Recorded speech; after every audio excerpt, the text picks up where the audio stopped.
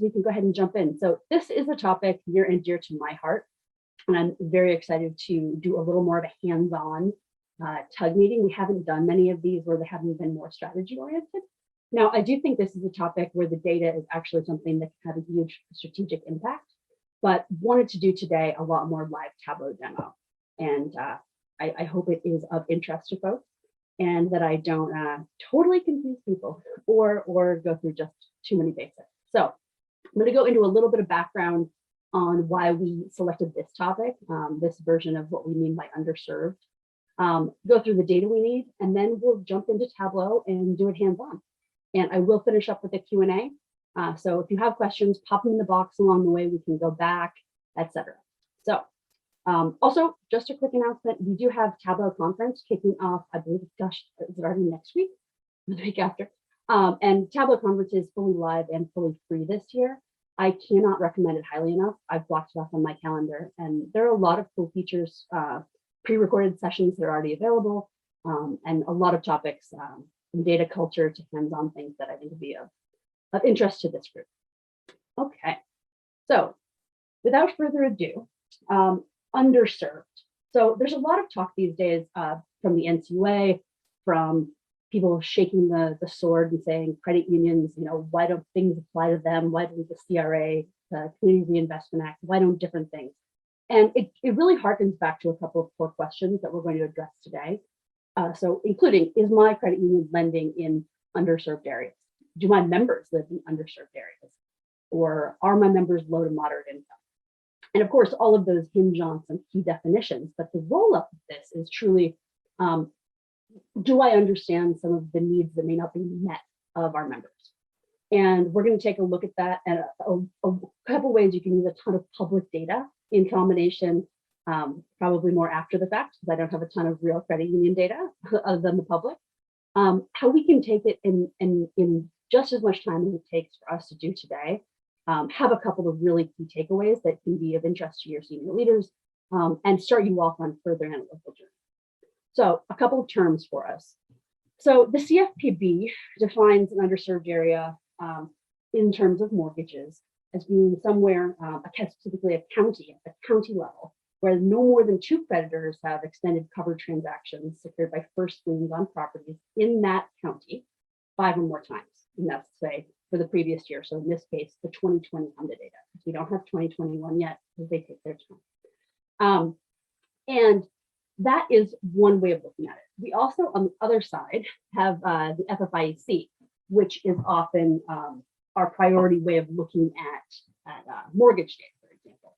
And they look at, say, distressed or underserved, as well as income-related definitions. So distressed on the non-metropolitan middle income geography, for example, goes off of a number of factors, including unemployment rate, changes in population, poverty rates, and then they have additional qualifications for other underserved factors, as well as rural designations. And if your head's spinning, you'd be forgiven. Mine certainly has been over the last couple of years as I've been working a ton with this type of data. And one thing I do want to highlight is one of the easier things to get your head around, and it is used in the CRA, which fortunately is not such an issue for credit unions yet, but as it becomes more of a talking point, I'm based in DC, so I might be biased for my sins. As it becomes more of a talking point, it's actually a very useful set of definitions. So we look at low income, for example, as being the tract, so the subdivision of the county, a little area. And if you're high population, it might be a small area, a couple blocks, and low population, it might be half the county. If that county's median income is less than 50% of the whole county or the whole metro area, that's low income, that specific area. Moving on up, you've got moderate, so above 50%, but below 80%, middle, above 80, but below 120, and then upper income comes in at over 120% of that metropolitan or county median income. And it's a good way of breaking things down over time. Obviously, none of these definitions are perfect. In terms of today, we're going to merge the 2 definitions, sort of this tract income level, as well as the designation of an underserved county. Take a little bit of both of those. But the CFPB definition is often something we go to primarily because it's something that the NCUA has sort of taken up as their means of defining things. In relationship to expansion and other topics, the NCUA has linked serving the underserved as defined by the CFPB. And I'm probably not the best person to get into the political breakdown of this, but as one way of thinking about these persons of modest means that are a core focal point for the movement, for the cooperative finance industry. So that is a couple of sort of key points I wanted to touch on here that will inform kind of the choices I made along the way. You can switch things up, you can use different definitions, you can merge them, but since we only have an hour, I wanted to take a fairly straightforward approach, or at least one that I hopefully will come off that way. So why do any underserved analysis? Things we're going to be able to look at are, okay, how much of my membership lives in underserved areas, quote, underserved. How is our lending, as well as that of other credit unions or banks, how do our trends look there? Are we heavily lending in underserved areas? Are we prioritizing those? And then likewise, when we move away from just the geographic lens, how are we lending to low to moderate income members, these truly modest or sometimes in fact desperately in need folks in a community area?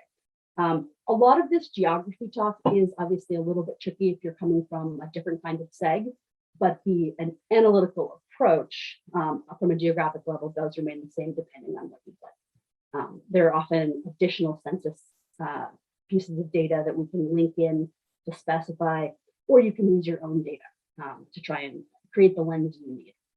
Now, in terms of why we should do this, there's a lot of reasons. I think from really a baseline point, I'm a big believer in if we don't know what things look like, we haven't done the descriptive analysis, which is both descriptive in the general sense and in the visual sense in Tableau, say. If we don't know what our membership looks like, how do we know that we're meeting their needs? And how do we start to take those next steps? Regulatory requirements, love it or not, are either looming, can be specific for certain credit unions of certain sizes, et cetera. And then also down the road of something that's becoming much more relevant and much more of a priority for credit unions, including as the main topic that we touched on in the October meeting, is quantifying lending, for example, in underserved areas is a key way you can demonstrate some of the member or community impact that a credit union has. There's a lot of ways to look at it, and certainly a ton of things you can take away from it. And I wanted this to be sort of the first step of how you can start to actually take a couple of disparate data sets, put them together, and come up with some key takeaways here. So that said, I've identified 3 buckets of information you need. Now, again, my caveat here is, of course, that I don't have your internal credit union data, but I have worked off of something that's the equivalent of it. So, for example, we've got our list of CFPB underserved counties, and I will go into what that data looks like and the light cleaning I did. And then your branch locations. So I have used an example credit union for our purposes today, Frankenmuth in Michigan, which is my home state and active in my home county. And there's a couple pieces there. There's a couple ways to do it, and I'll touch on that. And then a list of loans. So this could be very much, well, actually, before we get to that, we used a list of branch locations. You could also, for example, have some kind of list of member locations. I do not have that. I did toy with the idea of using sort of an anonymized address list, but I think that this gets to our purposes better today. But you can use a ton of other lists, and I think that one of the big goals today will be to make sure you have a better sense of how you can really put that together with, say, lending activity data. To that end, what I use today, and I'll show you how to pull it, is the public side version. So in many ways, the cleaned up version of the Home Mortgage Disclosure Act data, or the mortgage lending data, that we can download, and it's always going to be the same template, meaning I can show you one way and it should look the same for you when you try this at home. So list of loans, where your branches are. I should say the list of loans, when it comes from the FFIEC, gives us the geographic location. So we have loans, how many of them, how much they're worth, and a bunch of borrower information. We have where the branches are, so we can tie those two things together. So how does a branch footprint compare to where the loans are happening? Obviously, that's not necessarily intended to be one-to-one with call centers and beyond these days, but it can be really interesting to look at. And then we've got our underserved counties. So if each of these have a geographic quality to them, then we can say, okay, how are my branches positioned in terms of served, underserved? And then how has my mortgage lending activity performed, or really just what's it look like? What's the profile vis-a-vis underserved designated geographies, in this case, counties. So one quick note, and I'm going to try and be very clear about this as we go on. There's two ways we could look at the underserved element here. So we have the origination location in the sense of where the loan originated. In this case, the data set doesn't tie it to a branch or something like that. So we're really going off of the borrower location. And then, but you could also think about it as, are we looking at a borrower from their income profile, or are we looking at the area they live in income profile? These are both the kinds of things that you can make different choices. You can cover both and see how they compare. So I did just want to offer a quick note. If you have the list of underserved counties and you have your list of branch locations with a county, especially if you have the county code, but if you have a matching county name format, you could just do a VLOOKUP and see where are my branches in served or underserved areas. And I will, there's an Excel link here. I'll make sure I put that in the follow-up from today, but that is one very simple way. If that is the whole answer you're looking for, if that's the only story you wanted to get out, that is a very simple one to venture into. Now, when we get into the question of underserved counties, the CFPB provides us with a nice exportable Excel. And I'll find that for us, show you what this looks like. So we get the following. And it's going to give us a FIPS code. The FIPS code is a numeric indicator that's pretty universal across all the different kinds of government providings and geocoding that's used in this country. And a quick way to think about it is you've got 01, that's the state code, and then the next three numbers are your county code. So every county in the country has a county code. Now, this list is not every county in the US. It is rather every underserved county as designated for 2020 by the CFPB. And so we're going to use this to say, compared to the data that I've pulled on Frankenmuth Credit Union in Michigan, how does this line?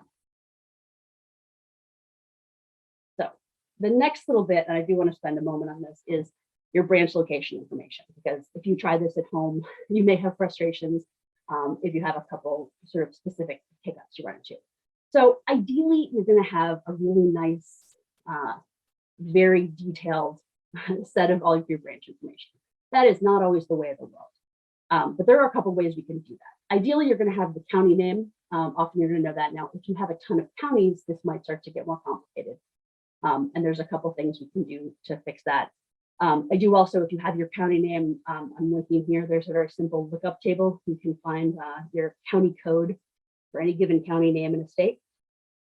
But the other thing that we like to add, because it's going to add to our visualization quite a bit, is latitude and longitude. And if you have that memorized, then I would like to know what the inside of your brain looks like, because I cannot imagine that. And there's two key ways that you can get the latitude and longitude for that list of addresses, let's say you're starting with. So the list of addresses, I'll show you what I have for Frankenmuth. This is my input that I'm putting into our Tableau workbook that we're going to move over to. And it is essentially, we've got your branch name, whatever that might be, an address in our standard format, city, state, zip code. And this, of course, is where we start to get into the goals, which would be the FIPS code is ideal. And then it's also very nice to have your county code like this. Okay, so from this point of view, if we wanted to get the latitude and the longitude, and say we didn't have these, you have this information, you have the address information, including zip code. One of the great things that is available to us is the census geocoder. And there's a lot of geocoders on the internet. If you search for this, you're going to find possibly too many, and not all of them are easy to use, or they have huge limits on them. This is a very nice one. So for example, I had the pre-version of that Frankenmuth list. I popped it in here for batch address processing, and I pushed it through, and it gave me a geocode result that had interpolated longitude and latitude. Now you can see here it didn't work perfectly. So sometimes this isn't the perfect way to do it. And there is a great alternative. If you are able, and most of us are, to go into our old friend, Google Maps. There's a secret hiding whenever you find something. So for example, Franklin Youth Credit Union, bring up the Midland branch. Lovely. Here in scenic Midland. In this URL, you can see here, after the name of the location, we've actually got the latitude and the longitude right there. And you can copy those and take them over to your Excel and pop them in. Now you need to do a quick comma separator there, but that is exactly what we're looking for. And I'm willing to bet it's going to match. And this is a very handy way to do that, especially if you have fewer, but there are other ways to do that in batch. And if that's something of interest, please do feel free to reach out to me. I do have some tools in background trying to do that at scale. So those are the two big ones there. Now, to tie all this together, we do like to use basically a nice geographic base file.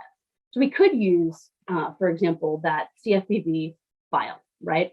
It gave us all of the underserved counties, but it's just the underserved counties. It's not all the other counties. And who are we to say that Franklin Youth only lent in underserved counties? It's kind of the point of the exercise. So what we really need is a list of all the counties. And there's a couple easy ways to get that. There is a full geographic site with all of the different files from the census. And depending how used to using these you are, they can be confusing or not. I, for example, go in here and search for county, and it's going to typically want, you can get the shapefile, have all of them, or if you want a better high resolution, you can go ahead and search for a state. And I'm going to be showing you how we do put that into Tableau shortly. Now, yes, oh gosh, I'm seeing that in the chat exactly. So you can save locations on the Google Maps and export it, which is a great way to do that. So if you have, for example, there's a way in here for you to go to like your maps and things, create layers, and we can Google that as well, but you can upload your own and it'll be able to back them back out to you, which is a great way. Tanner, thank you for bringing that up. That's a really good workaround. So this is one way. Now I have a favorite thing, which is this is that I was turned on to way back at Tableau conference a couple of years ago, because the fellows who created this presented on how they built it. And this is the Census API Extract Creator. And one of the big uses of this is to pull census data. Typically that's the American Community Survey Act, so that's going to be the shorter term ones. You can go in here and actually set up a bunch of filters and be able to export the census data. And that is great. However, today I really just want to get the right shapefile, which is a term for basically, don't load my mail in front of you, a term for the file that Tableau will read as having all the qualities of a map, rather than just say the name of the state. And I should note that there are a lot of things that are pre-built into Tableau. If you had a file and you were just looking at states, it would be able to understand, say, Michigan versus Wisconsin, and it would be able to use that field to map both of those. However, when we get into counties, we have to have some unique identifiers. That's where that code comes in. And the reason for that is how many places is there in Adams County, et cetera. And so I do like to use these kinds of additional workarounds because it can really help us make sure we're getting the right mapping and we don't have missing pieces. So I, for our purposes today, came in here and I went in and said, okay, let's go to county all. And you can literally just click and it's going to download you a zip file. And this is going to give us the mapping, all the lines essentially for all the counties in the US. So from that point, I do want to just turn this on, because if you're ever looking for census data that you'd like to tie in, for example, if we had more time today, we could start adding a bunch of demographic data to learn more about the different counties that are underserved. And this is a very handy way to do that. But for today, we're just going to use it as an easy way to get the shape files that we do want. So last piece of data before we get into it for real is the HUD data. And again, you could do anything you like. You could have your, well, either you, if you're on this call probably, or have someone on the team pull data on any kind of loan or just member locations by some geographic level, be it county, be it census tract or city, and be able to tie this in. In this case, we're going to use HUD data. So the way to get this is actually wonderful, in my opinion. There is a wonderful HUD data browser, and there's actually also a map if you would like to do that. But I am not going to cheat like that today, although this is fabulous, and it actually gives you a ton of ways to play with things and not just have it be for your data. But for today, what I did was go in and I specified Michigan because it's going to be easier for us to map one state. But lots of times a credit union is going to be originating loans where the borrower is actually not in the given state where they might be focusing. Say someone buys a vacation home and they are normally in your community, but the location of that property is somewhere else, etc. And then, so I went ahead and put Michigan in here. And then we're going to search for Frankenmuth. Got it. And then for my purposes today, just to make sure, because HUD data is huge, it's very wide, and then it's millions and millions of loans. I'm actually just going to reduce this to the funded loans, originated loans. And we could actually do the summary. Wow, so that's pretty good. We can work with this, and we can download the data set, which is what I did, and I already have that.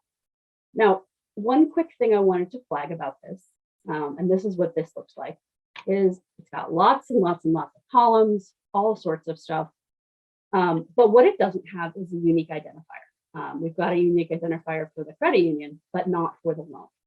And while most of these things, if you really aggregate it at a row level, make each row very different, it's just not there. So I took a cheat and I went in here and I added a column and added a loan number for each of these, because it's going to make it easier for us to do counting over the course of this process. So to take us back to the presentation, to make sure I'm hitting on the key prefix. The overview of what we're going to do in Tableau is the following. We're going to join together the branch and the county information, which includes whether a county is served or underserved. And then we'll pull in the HUD loan data and look at how Frankenmuth's lending aligned with whether counties were served or underserved. I'm using served, that's not really the formal term, but it seems like the good counterpart to underserved, because it's not specifically overserved. And you can see here little examples of what these data files do end up looking like. And we will get to something that looks like this in the next half hour.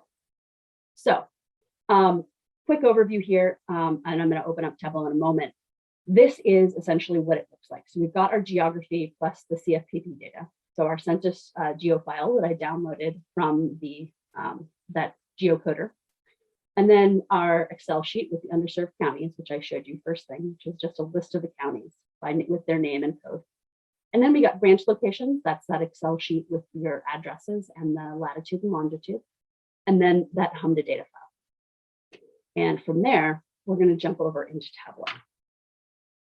And again, if things are catching you that you definitely know you want to ask me about, please do feel free to put them in so that you don't forget, etc. So in our last meetup, I did a very quick run through of this setup. And we ran out of time, which is why we're doing a bit more of a deep dive today. Now, what you're seeing here is the end result of several steps.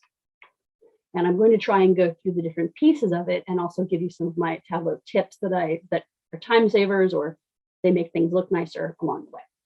But the goal here is we've got a map at the end of the day, and it's showing us the number of loans in underserved counties.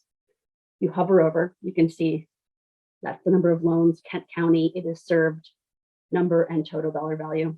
We can hover and see these are Frankenmuth branches, and then we can see all the different ones. So it looks like, okay, Tuscola County is underserved. And the color is set to make sure that the places with 0 loans are fully white. And then over here, percent of total loans in served versus underserved, and then percent of total dollar funded. And a breakdown by the different counties. Okay, so my process is as follows. I like to take a look first off at what the data looks like. And we've got a lot of different data here. And I'm going to go here and group it by our data source table.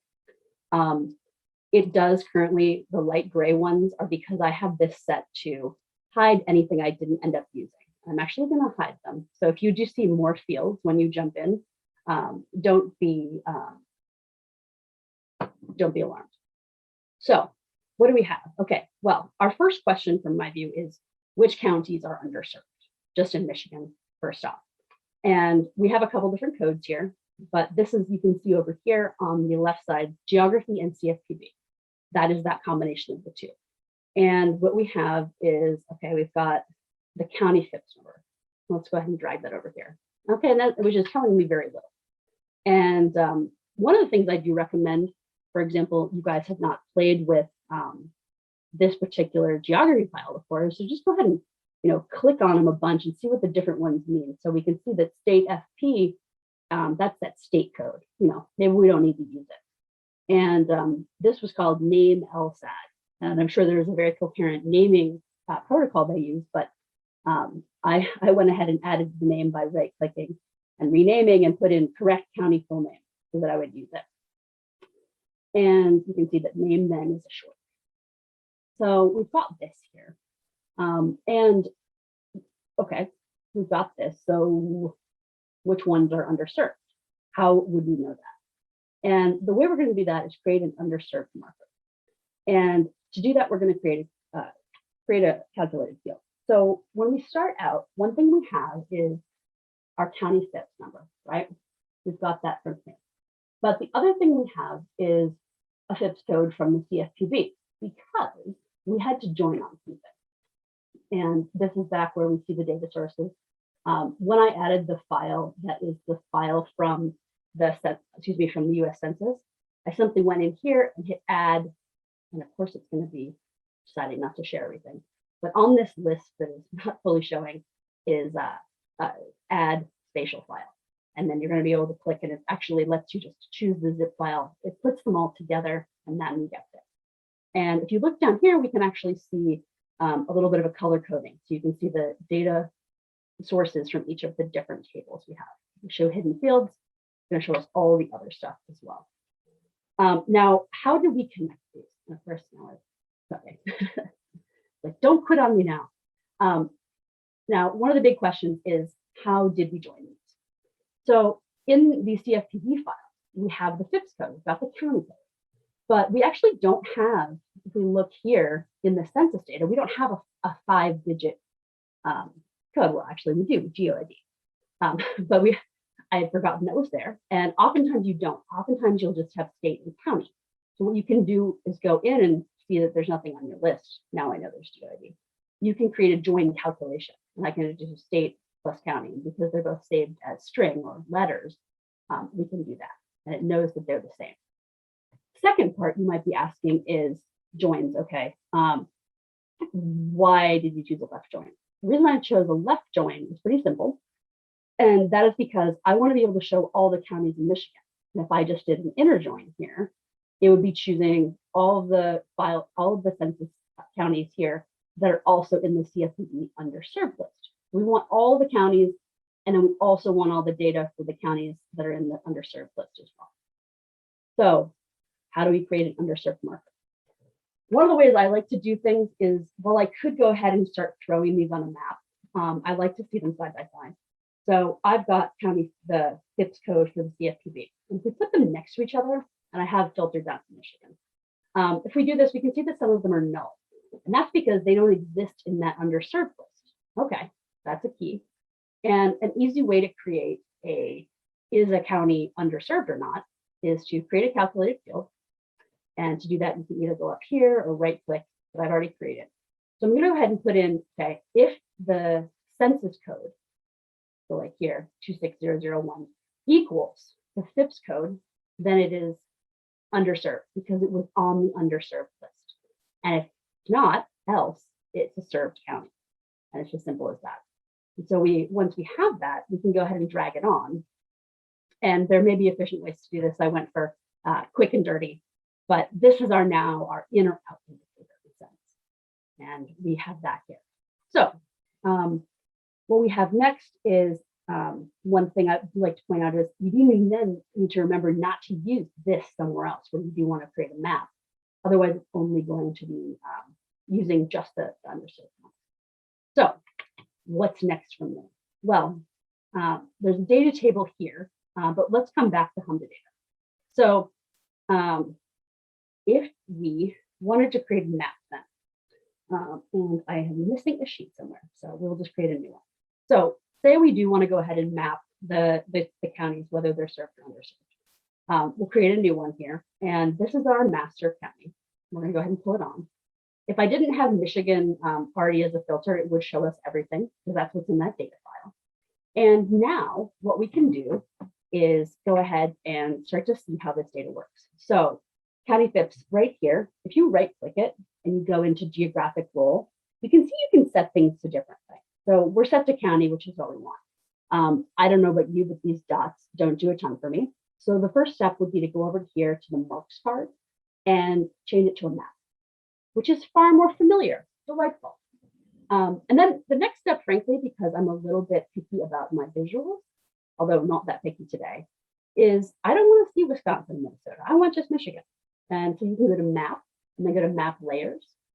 You have a ton of options here if you haven't played with it about different things you'd like to show. But if you want just the geography that you have essentially showing, you can take washout and turn it all the way up. I feel much better about that.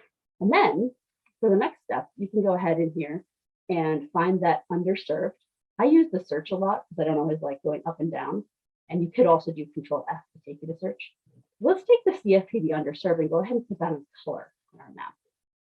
And voila, we can see that based on the CFPB definitions, it's probably the majority rural counties in Michigan. That is the case for these that are in the underserved bucket. Delightful. So where does that leave us?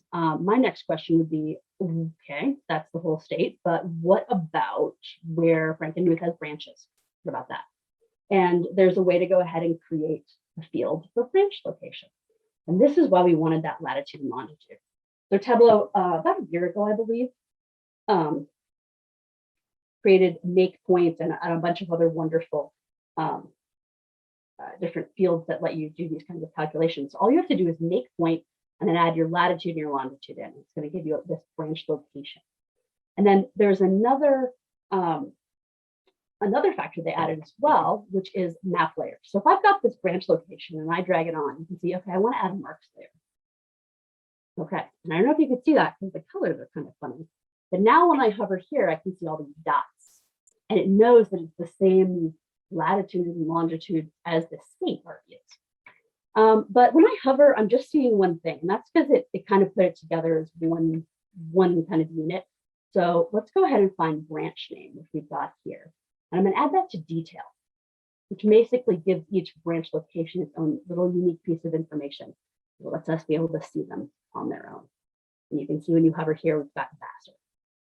And I'm just going to click on color and make them white so I can see them. And so we can see here then, if we zoom in, for example, that, and especially if we take this CFPB underserved and put it on the tooltip for branch location, and that's because the data sets are linked together. If we hover over the Caro branch, we can see that it is in an underserved county. That was one of our key goals here was where are branches in terms of served or underserved counties, and you can see them here. So a portion of them are, especially in the Sun region. Okay, so that's nice, but what about the actual blending activity? So we went through and we created our underserved marker, but now we've got this data. So how do we get to this? Now I can do that again through a fresh sheet, so we're thinking about it. So you guys remember we had created a unique identifier for loans back when we were in the Excel sheet as a sheet, and I called that loan number. So if you were to click, and I like to right click and drag instead of double clicking, this is the dimension right now. That means each row has its own and it's treating it as if it's a name. But if you right click and drag, you can choose the aggregation level you want. So I'm going to go count distinct because I want to know the distinct count of the number of loans. So this is 2,142 funded loans in Michigan for Franklin. Okay, that's fine. So then why don't we see, I don't know, let's look at it by county. So we had county name, and I know this is my correct one to use. I'm going to drag that up here. And we can see that, and then we can go up and hit the sort button at the top. Most of them were in Saginaw, and then goes down the list. That's fine, okay. But which of those are underserved? So let's go ahead and double click to go ahead and add it. And we can see that we've got a whole mixed list, and we can actually switch these and then drag and drop. We can see the totals for just the counties that are underserved. Let's go ahead and click that and say keep only. And then I don't want to see the underserved counties where they didn't have any loans. So I'm going to click Control and drag up here. Control lets it stay there while adding there. What I want is the count distinct. And I just want it to show where there's a minimum of 1. And that'll go ahead and reduce it, take away our zeros, essentially. Great. Okay, that's where we are with that. But what about the total value of those loans? Well, in our HUD data, we have a field called loan amount. And if we double click that, it's going to go ahead and add it here. And one quick tip for you. So when this comes in, it doesn't know if it's currency or what. And something I love where if I'm going to be doing a bunch of different pictures here, I could very easily get caught up and see, for example, every single different sheet, I'd have to change loan amount to a currency. And that would make me crazy. But if you right click on loan amount and go down to default properties and hit number format, you can choose the one you want. So I did currency custom and I took away the decimals because for our purposes here, it didn't matter too much. Okay, so we got loan amount. That's fine. But what about the average loan amount? If I try and add this again, it's not going to let me. If I right click and drag and I do average, now I can add that in. And we can see that there's a varying number here. We sorted by loan amount. You can see where they're the most, but at the same time, there were only 3. So there might have been one really big loan, etc. And those are some of sort of the key pieces there. And check. The other really interesting thing that we might want to look at, especially when we're talking about underserved and served and what it means for people's economic status, would be, what about borrower income? And the raw field here is income. You double click on that. But that doesn't look right, does it? And that's because in a delightful way, HUD Data is abbreviating it so it's in 1,000 format. So I'm going to take that off. And I had gone ahead and created a borrower income field where I had decided to create a fixed account where basically you could either do income times 1,000, but I decided to fix it at the loan number so that we could make sure that it always aggregated it correctly and kept it as something unique to that loan number. We fixed the sum of income times 1,000 by loan number. And we'll double click on that this time and we can see this number, but because it's totaling it, it's summing it over here for county, that's a pretty nonsense number. So if we right click here, sum and average, and that is going to give us our average borrower income by county. Wonderful. Where does that stand? So when we go back here, you can see we are almost all the way to having all of the pieces we had here. We've got our activity in underserved counties. We've got our map, these different pieces. And then we've got this guy. So let's go ahead and create one of these. So I want to see what the share of served versus underserved for total loans is. So an easy way to start with that is to go back to our loan number and I'm going to drag it over again, count distinct. And let's go ahead and put on served or underserved. Okay, that's great. But I wanted it to be one of those stacked bars, right? And often you can just go to show me and then click on this. And that's okay. But it's kind of, it's showing us total number. If you click on this down button and go to quick table calculation, you can do percent of total. And you're going to want to make sure if you're ever using extra bars, you go here and make sure you pick table down. Okay. And this is nice, but I really like a label. So I'm going to click Control and then click on Count Distinct and add it to label, which is not too bad.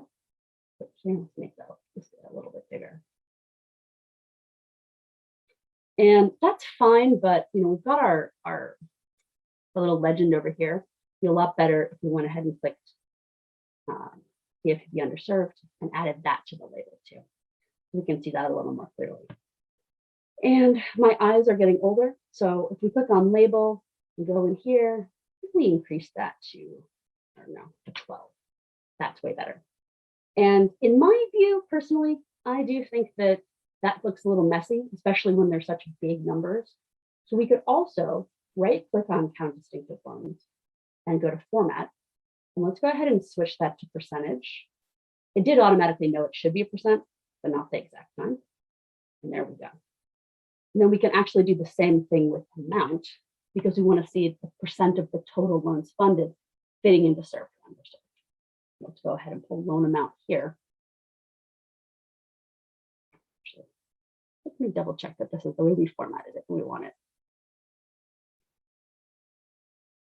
Ah, yes. So this is okay. It's obviously one thing that's a problem is that it is vertical rather than side by side. So I don't know, maybe will this do it? That didn't do it. What about this? That got closer, but we want them to be stacked, right? I had gone over here and clicked on this side by side. The big thing is it took them from both being up here, putting them in measure values. So, oh, I see a raised hand in the chat. If you want to put your question in the chat, I can do it. One thing, so the way we can get around this is go back to CFPB underserved, drag it off, and put it on color. And what the heck's happening here? Well, the issue is that right now, the number of loans is set to %, and this one is set to the total, so it's in dollars. So let's go ahead and switch this one, right-clicking, measure, okay.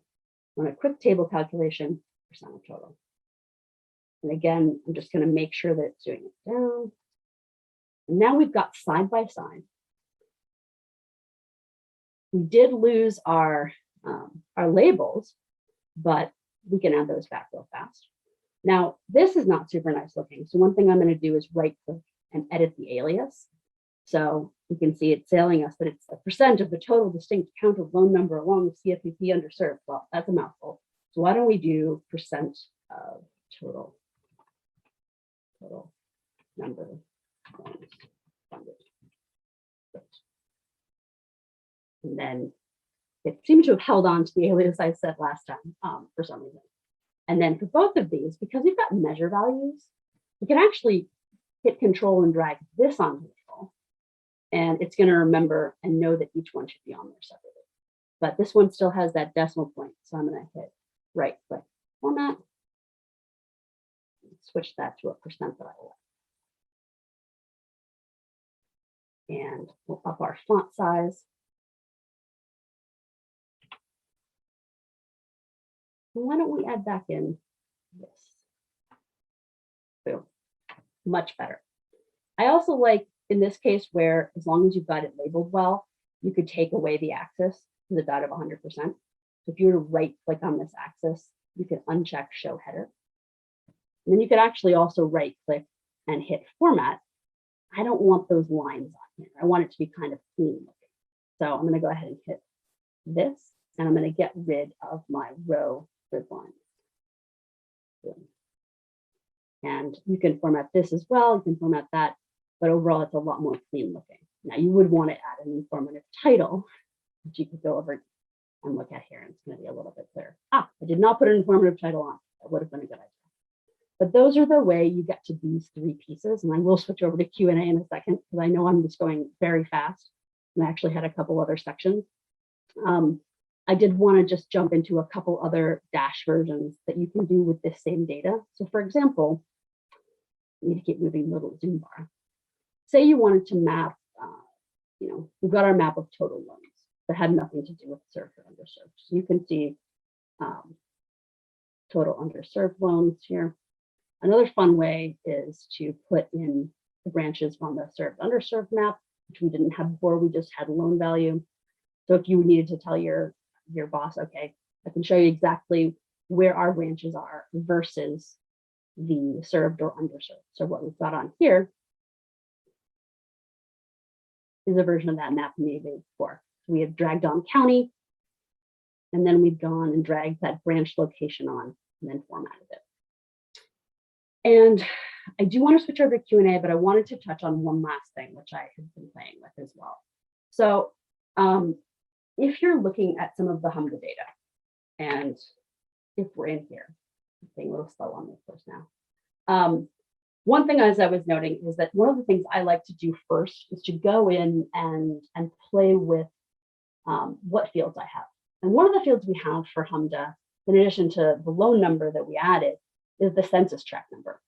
And this is, if you recall the beginning of this presentation, census tract is one way of looking, of allowing us to calculate the income bracket of that area, and therefore that borrower for certain regulators. And socially, that's used pretty widely. And the fields that they give us to do that are the MSA median income. So if you live in the Detroit area, it's going to give you the Detroit area median income. And that's what this field is, for example. And then it's also going to give you your borrower income. If you recall, we created a special equation for that. And then it's also going to give you the tract to MSA percentage. What that means is if you live in your little corner of the Detroit area, how does the median income for that area compare to the whole metropolitan area? And that's what allows us to sort of, essentially adjust for different costs of living. So you wouldn't want to, compare 2 blocks of New York to 2 blocks of Spokane, but you can compare against each other within the group. However, there's a little bit of data cleanup to using HUD data, and that is, you see here, for example, I just mentioned the field FFIUC MSA, that's that median family income for the MSA that tract is in. And then you have income, which we talked about before. And again, that's because on every single row, you've got a different income number. But for this, we actually are going to have a different, a lot of these tracts are in the same MSA, so they should have the same. Likewise, for the tract to MSA income percentage, they're all kind of aggregating at a different level. We might have multiple loans in the same census tract, and we do have multiple census tracts in one MSA. So if you look here, you can see that the sum, if we put the sum by census tract for this median number, that varies quite a bit. And some of them are huge. And that's because it's summing it across all the different levels. So if you have, 20 census tracts in an MSA, it's summing it for every single loan and rolling it up. So if you average it with a quick hit, you can see that it averages out. And you can see that it sort of smooths the numbers there.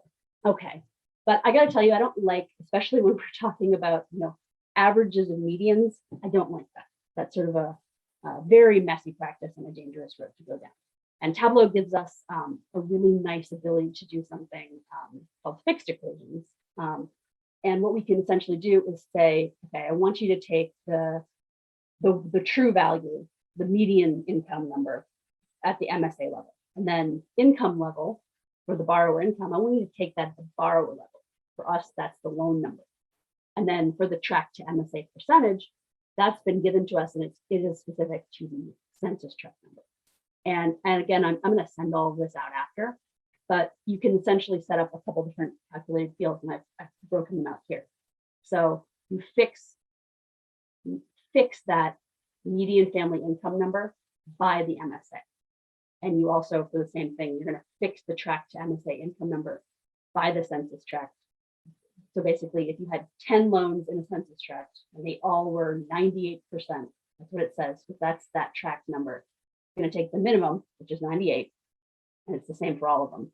And it's going to say, okay, for that census tract, take that, don't sum it across all 10 and make it multiple thousands. And so that is kind of the setup that then we use, and we can get into some fun comparisons, such as creating categories. So if you recall, we were talking about the tract income level categories. So those break out to being low if the tract percent of median income for the bigger area is under 50%, or between 80 or under 80, between 80 and 120, going to put you in low, moderate, middle, and upper.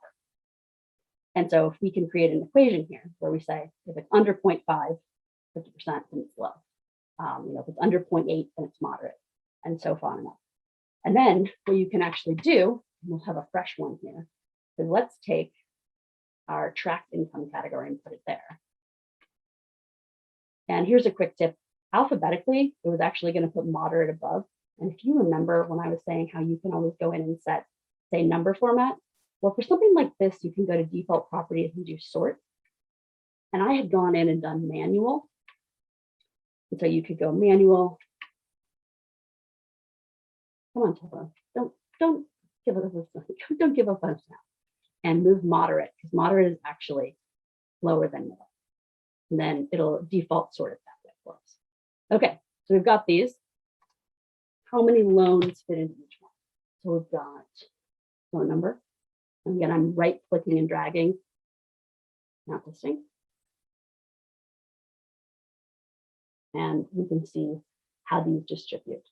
So you can see the 9 home loans were issued to borrowers in low income tracts. On up, the majority by far were in middle and then upper.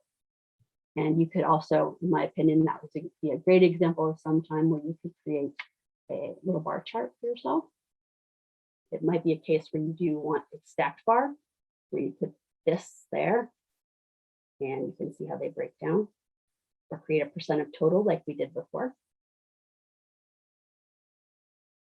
And I would suggest playing with the colors a little bit so that they're easy to identify. You can see just how little, how few loans are originated to the people in the lower category.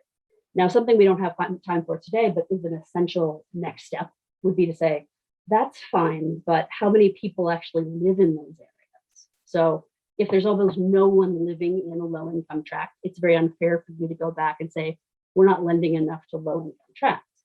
And that's the kind of data you could get from the census that is actually in the original data set, hidden.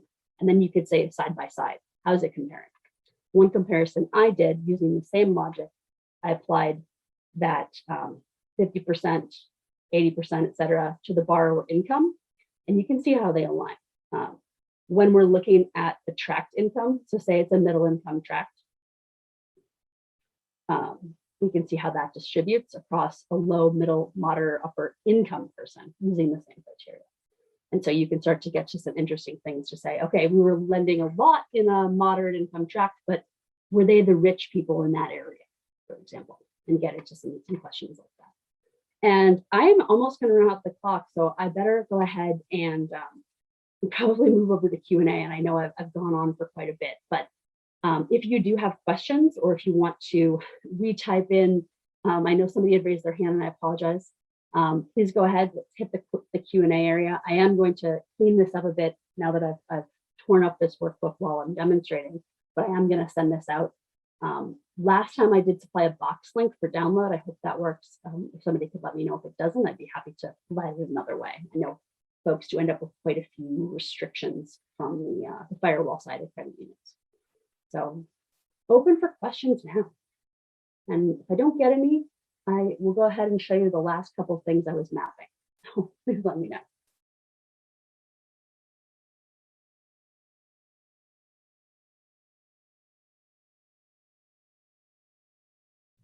Okay, we've got a quiet group. So I will go back to something that can be kind of useful. So this is a fun one. And it's not directly related, but you know how we have our borrower income field? And that is specific to every loan. So we've got borrower income. If you were to right click on that, there's a function in here where you could create. And you could either create groups where you do it manually. You can create bins and have Tableau calculate it. I'm going to show you what this means. So for example, it's going to auto size the bins, but just for easeability of reading, I'm going to say, okay, what if we do this in $20,000 groupings? Okay. And it should create it. And if we put this here, you can see it grouped all of the different borrower incomes of all the 2,000 loans they had, and it grouped them out.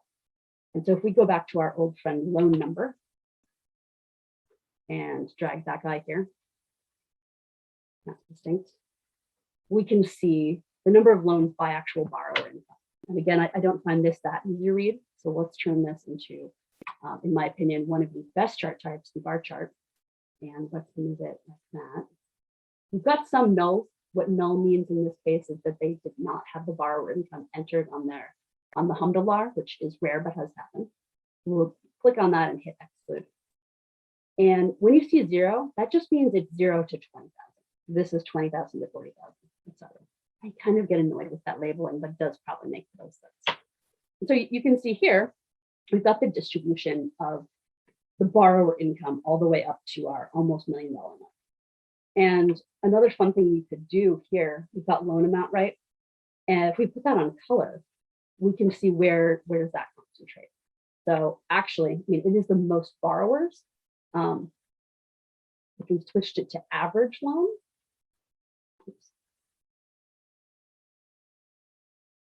probably see the dark blue move over. Yes, we do. But it's actually interesting. It's not as huge a breakdown, which would be interesting to see. So these are a couple things you can play with when you're trying to, take useful pieces of information out. You could also map your low and moderate borrowers. So for example, one way to do that would be, if you've got all your counties, you could have a quick calculation so that you can keep all the counties. If you just wanted the low to moderate counties, you could put your tract income category on filter and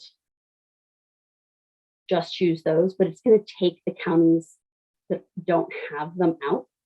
And I prefer it with them. And this will be the last tip before I finish because there's something in the Q&A. I created a field called map color low moderate. And if we edit that, oops, not that one. Low moderate loans, but based on location, not borrower. So the tract income. So if the tract income is low or the tract income is moderate, then I want the loan number. And otherwise it's null. So what that means is if I take this and I drag it onto map color, and I want it to be count distinct, not the sum, it's going to show us the number of loans to low and moderate borrowers. And one thing that annoys me here is you kind of end up with the 0 loan counties being a little bit elided. So you can try and manipulate that. And I know we're right up at the time. You can try and manipulate that. I created this so that it created essentially, if there's fewer than 1 loan in a county, then make it at negative 1,000, otherwise count the moderate loans. And if you pull that onto color, it's going to give us a little bit better, just a little bit. And you can switch this and pop over here and set the bottom to white. It's not perfect, but this is one way to do it. You end up with shading on the places that have it, and then otherwise. So that is the end of our time. Thank you guys so much. I hope this was useful. We are doing Tableau office hours on Fridays. I'll put that in the follow-up as well. So if anybody has questions and they want to chat directly, you can just hop on at 3 on Friday.